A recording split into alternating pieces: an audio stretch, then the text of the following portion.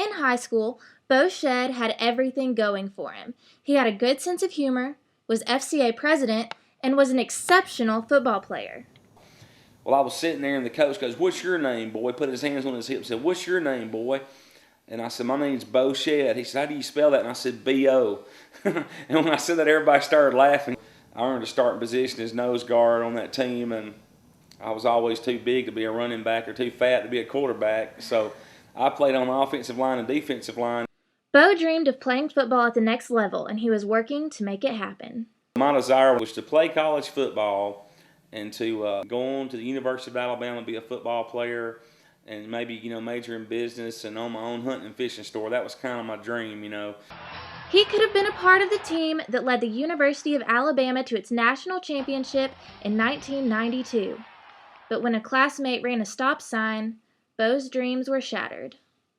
We didn't have any doors on the Jeep. We'd taken the doors off. We took the top down like kids do in the summer, and we were just riding, in the sunlight and and the breeze, and the truck hit me.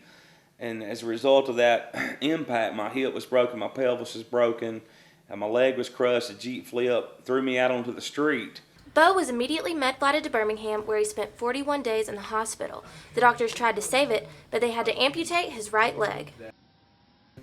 I cried. I went through anger. I was angry at God. I remember one day walking out there, and I shook my fist, and I was so angry. I was so mad because as a child, as a young man, I didn't understand. And there were times where I cried in disappointment. I remember the first football game I went to, I realized that I would never get that opportunity to play football the way I wanted to. But through that loss, God revealed to me that He had a greater plan. As a high school football star, this field was Bo's stage. It's where he made his very last tackle, and it's where he played in the very last football game that he would ever play in. Today, Bo's stage is a little bit different, but he's still using his talents and his gifts to make an impact on the world. I realized that God didn't really want me to play football, but He wanted me to speak to football players. My little speech is called Wasted Ability. And when I talk to them, I talk about all the ability they have.